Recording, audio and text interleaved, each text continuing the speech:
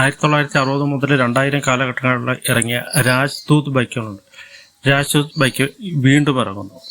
ഈ 2025 ജനുവരി കഴിഞ്ഞുള്ള മാസങ്ങളിൽ രണ്ടാമത് ഇറങ്ങുന്നു. 350 cc ആണ്. ക്ലാസിക് മോഡേൺ ഡിസൈനാണ്. ഫീച്ചർ ലിസ്റ്റാണ്.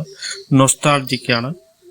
പഴയകാല ഓർമ്മകൾ തരുന്നത്. പിന്നെ സ്ട്രോങ് ആൻഡ് സ്റ്റഡിയാണ്. ഈ രാജ്ദൂത് ബൈക്കിൻ്റെ ഒരു പ്രത്യേകത, പഴയ കാലത്ത് ആളുകൾ ഉപയോഗിക്കുന്നത് സ്ട്രോങ് ആൻഡ്, അതിപ്പോഴും അതേപോലെ ഇറങ്ങുന്നത് സ്ട്രോങ് ആൻഡ് സ്റ്റഡിയാണ്. പിന്നെ ഡിജിറ്റൽ സ്പീഡോമീറ്ററാണ്.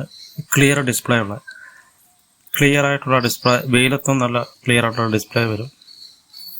ഡിജിറ്റൽ, അതുകൂടാതെ അനലോഗ് സ്പീഡോമീറ്റർ, ഒരു റെട്രോ സ്റ്റൈൽ കിട്ടുന്നതിന് രണ്ട് സൈഡിലും. പിന്നെ disc brake front and rear.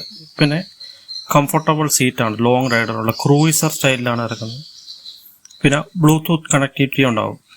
ഫോണുമായിട്ട് connect ചെയ്ത് ദൂരയാത്രയ്ക്കൊക്കെ ഉപയോഗിക്കുന്നതിന് വേണ്ടി ഫോണുമായിട്ട് കണക്ട് ചെയ്ത് ഉപയോഗിക്കാം. പിന്നെ റോയൽ എൻഫീൽഡുമായിട്ടാണ് കോമ്പീറ്റ് ചെയ്യുന്നത്. പിന്നെ സ്ട്രോങ് ആൻഡ് സ്റ്റഡി ഡിസൈൻ ആയിരിക്കും. ഈ അടുത്ത കാലത്ത് ഇറങ്ങാൻ പോകുന്ന യമഹ, ഇപ്പോൾ ഇറങ്ങിയ ST, ആ ബൈക്കുമായിട്ട് കിടപിടിക്കുന്ന സ്ട്രോങ് ആൻഡ് സ്റ്റഡി ബൈക്കായിരിക്കും.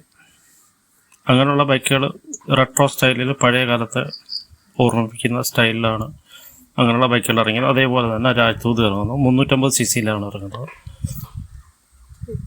പിന്നെ സ്ട്രോങ് കസ്റ്റമർ സപ്പോർട്ടും സ്ട്രോങ് സർവീസ് സപ്പോർട്ടും കമ്പനി പ്രൊവൈഡ് ചെയ്തതിന് ശേഷമേ വണ്ടി ഇറങ്ങുന്നുള്ളൂ. വണ്ടി വില ഇട്ടിരിക്കുന്ന 1,70,000 to 1,80,000 എക്സ് ഷോറൂം പ്രൈസാണ്. അപ്പോൾ ഈ 2025 ജനുവരി മുതലാണ് ഇറങ്ങുന്നത്. അപ്പം പഴയകാല ഹിന്ദി സിനിമകളിലും മോഹൻലാലിൻ്റെ സിനിമകളിലും ഇതേപോലുള്ള ബൈക്ക് നമുക്ക് കാണാൻ പറ്റും. സിനിമകളിലൊക്കെ കാണാൻ പറ്റും. ഇപ്പോഴും ഉപയോഗിക്കുന്നവരുണ്ട്. അപൂർവമായിട്ട് കേരളത്തിൽ തന്നെ ഉപയോഗിക്കുന്നവരുണ്ട്. ഒരു ബാംഗ്ലൂരിൽ ഇത് ഉപയോഗിക്കുന്ന ഒരു ക്ലബ്ബ് തന്നെ ഉണ്ട്. അവരിപ്പോഴും അത് ഉപയോഗിക്കുന്നുണ്ട്. ഇനിയും പുതിയ പുതിയ വാർത്തകളുമായിട്ട് വരും. എല്ലാവരും ചാനൽ ലൈക്ക് ചെയ്യുക, വീഡിയോ ഒന്ന് സബ്സ്ക്രൈബ് ചെയ്യുക.